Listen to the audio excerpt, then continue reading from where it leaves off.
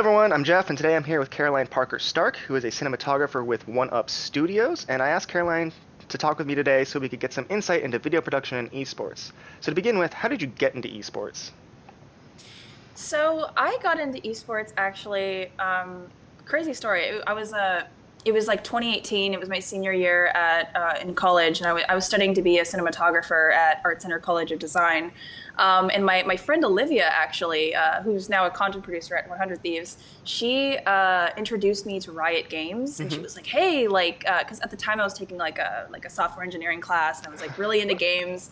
I was a little bit like in the closet with games. Like it's kind of weird. Like when you major in something like film, I feel like there's sort of just like this unsaid like thing about nerd culture. Like nobody really wants to discuss it. Everyone just wants to be really serious and like in their own like little film school pretentious land. And they don't want to like actually like be a nerd or like be comfortable with that. So like I was kind of just like going home and like playing Skyrim or playing Bioshock and just like I've sort of experienced like gaming as like a singularity thing. I didn't really have like a community or I didn't know it existed. Mm-hmm.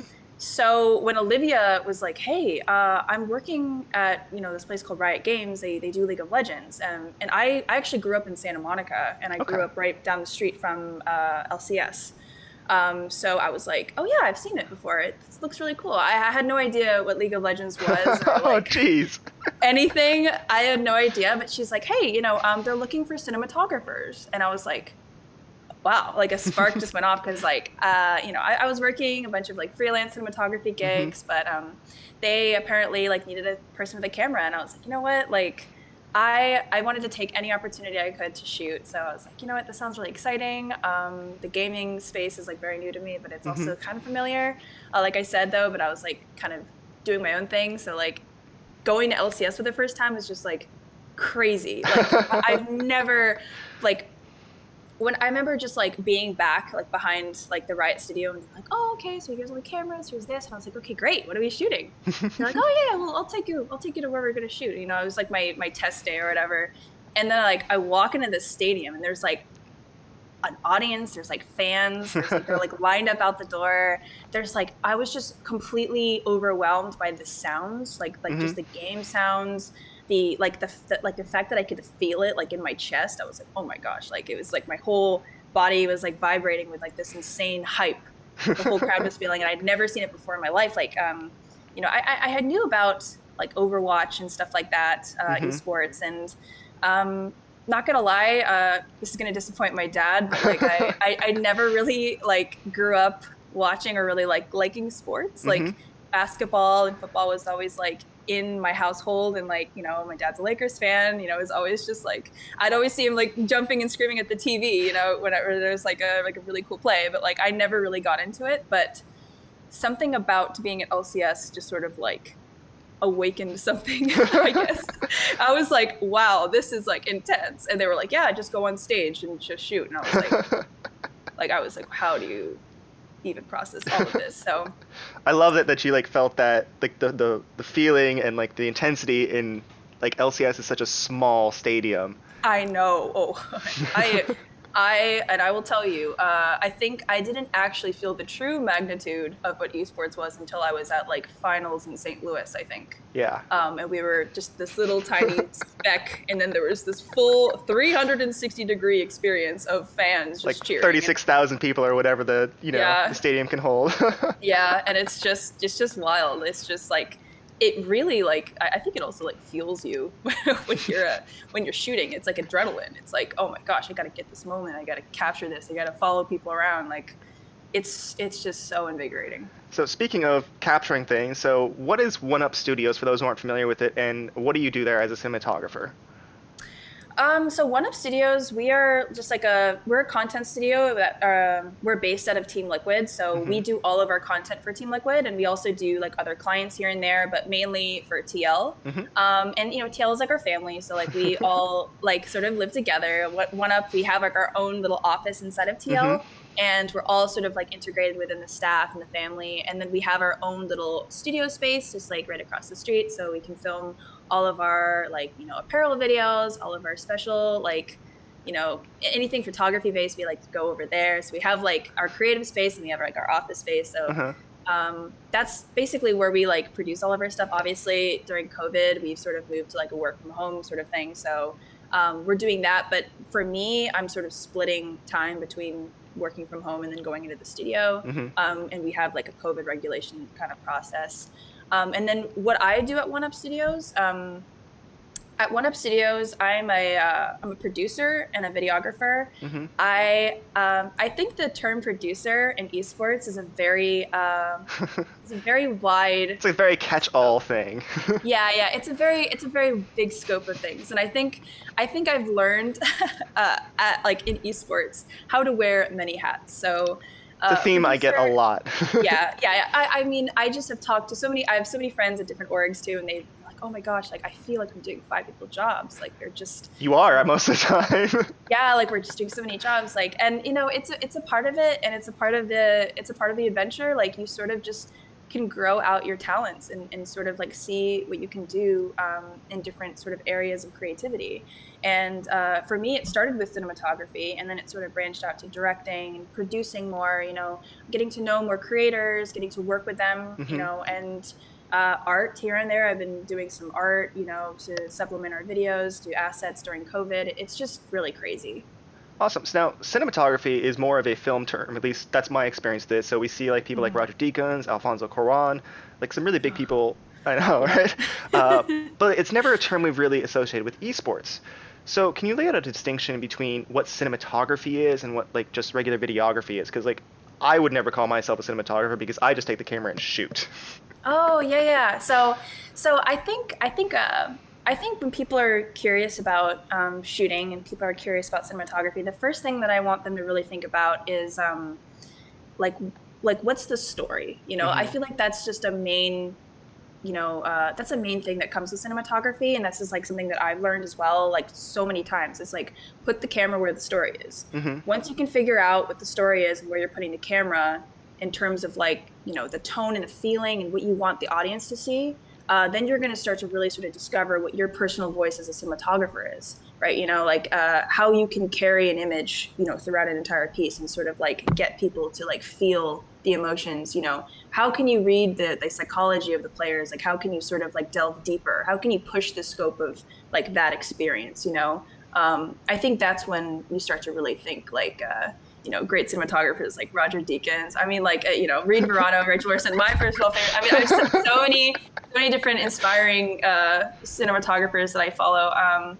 But yeah, I really think that putting the camera where the story is like the best way you can start. Okay. Great. Thank you for that. And then can you run me through like a typical day of filming in esports, like something like a squad episode?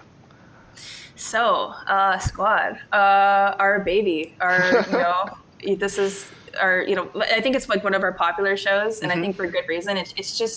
It just takes a lot of effort, and I think that it shows with the quality of the content that we make. It's usually me and a couple other producers, and what we do is before we shoot anything, depending on if we know we are going to need something for later, before we shoot anything, we always sit down and we spaghetti ideas around. So it's usually like me and a couple other people, and we just throw stuff out there. We're like, oh, what if we do an episode on this or this? Or, sometimes I'm very guilty of this.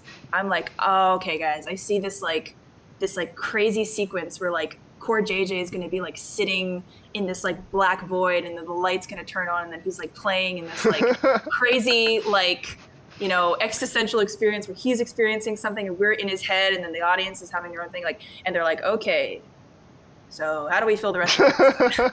And it's a Like, lot no, of this is just five seconds that I want right now. yeah, it's a lot of like plug and play and sort of figuring out like what's the tone going to be, and then also like what's the like how are we going to keep everything cohesive? How are we going to keep squad? We don't want to go too wild. We don't want to just have every episode be this crazy thing, but we do want it to be its own experience. We want every piece to like live and breathe its own thing. So, Okay. Are there any like yeah. big challenges you've hit with COVID? So with COVID, first of all, I just want to say that Team Liquid has just been absolutely just killing it when it comes to like getting everybody safe and making sure that we're all taken care of. Like I think I think that we've been able to navigate successfully the COVID-19 situation by, Mm-hmm. we have like a minimum amount of people that can be in the office. We all have to be tested. We're getting tested every 2 weeks, and we have temperature checks. We're doing tracking. So these are all things that are sort of just like helping us navigate this Mm-hmm. sort of situation. So when it comes to filming, usually we have like one or two people filming with the specifically the League of Legends team. We obviously don't have a lot of teams coming in out of our North American facility right now. In the Europe, it's a little bit different Mm-hmm. because they're a little bit more. Yeah, I don't know if you want to put this in, but like it's a little bit more put together over there, right? Well, it just, I mean, that Um, facility was just completed, right? yes, yeah, So, it was brand just new completed. facility. Brand new facility. It's absolutely gorgeous. I can't wait to visit someday. Um, but but yeah, I think it's crazy because what we're doing right now is we're sending like smaller staff to complete these bigger scope projects on the same level as what we've been doing before. So Mm-hmm. we're not only trying to just like complete the deliverable, but we're trying to like push the scope of like what we've already done before with fewer staff, which is like crazy. It is a challenge. I will agree with you there. Yeah. But speaking of challenges, what are some other challenges of esports cinematography, like with live events and different games? So I think some other challenges with esports cinematography, and I'm going to just sort of go back to my memory pre-COVID, but like a lot of challenges are like, you have to, this is sort of like, I don't want to say a controversial thing in esports right now, but like you really have to make it a 7 day a week job. Hmm. Like you really have to be involved. Even on my off days, I'm living, living and breathing League of Legends. I will tell you that. Like Yeah. I have to always stay in tune with what's going on. I always have to check in on our guys and just see how everyone's feeling. And in that respect, we're able to sort of like keep up to date content. And you know, sometimes it's a multi-week or it's a month gig, depending on whether we have to travel or not. Like I've had to do gigs where I've been gone for, close to a month. Like if we had to go to Worlds, or if we had to go to MSI, I was in Vietnam for like 2 months. Uh-huh. So, and then, like I said, it's a 7 day week job. Like, Yeah. it can get kind of crazy, if you're the camera woman, if you're the audio technician, if you're the person producing, you're getting all the managers involved, you have to schedule everything. It gets pretty wild. All right. Well, you said it's a 7 day a week job, so like, what advice would you really give students looking to get into the film industry or the esports video industry? Yeah, I would say really really like hone in on what your passion is. I think that if you're trying to get into the film industry, try to really figure out what you really like to do. Hmm. Don't think about what's going to make you the most money. Don't think about what's going to get you the most traction. Don't think about like what's trendy. Just think about what you want to do. Like I think spending time and figuring that out will really sort of like give you personal ideas to go and shoot your own stuff, and therefore you can like get a bigger portfolio. Like I think especially in esports, they want to see people who are really into esports. They want to see people who are like really passionate, but they also want to see people who are like really I don't want to say like self-sufficient, like people who like really are like really self-motivated to like Hmm. create their own stuff. I think it's really cool when people go, like when people come to me and they're like, "Hey, I'm really into esports. Like, here's a couple of short films that I did, or like here's a couple of videos that I did with me and my friends." Like, I just think that's so dope. Like, I think people should just like, whether it's music videos, whether it's like hype videos, whether it's like highlights or clips or anything that they want to cut together. I think that's just so cool. Like, I think just make as much stuff on your own time as you can. Awesome. And then, so the last thing I have to ask you is, what do you love most about esports? What do I love most about esports? Such an emotional question for me.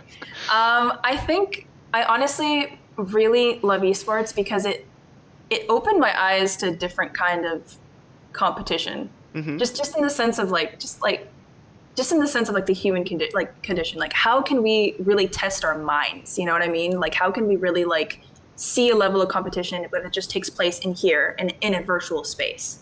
Mm. I think that's wild. I think that it validates that esports professionals are athletes. I think it's absolutely valid. I've seen it. I've seen all the struggles. I've seen them working very hard, doing crazy hours. I mean, these guys are just brilliant. they're brilliant, brilliant people. And I think that there's a the stigma of the basement dweller gamer who doesn't do anything with their life is like completely dead.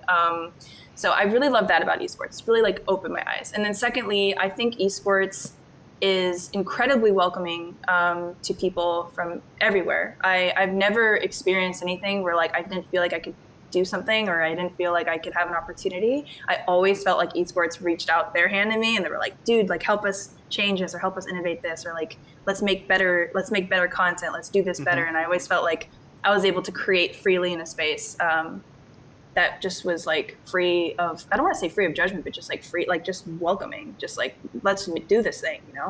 So Awesome. No, I yeah, love it. And that is all I have for you. So I want to thank you very much for taking the time to talk with me today. And then yeah, of course. for everyone else out there, I hope you enjoyed this interview, and I'll catch you all next time.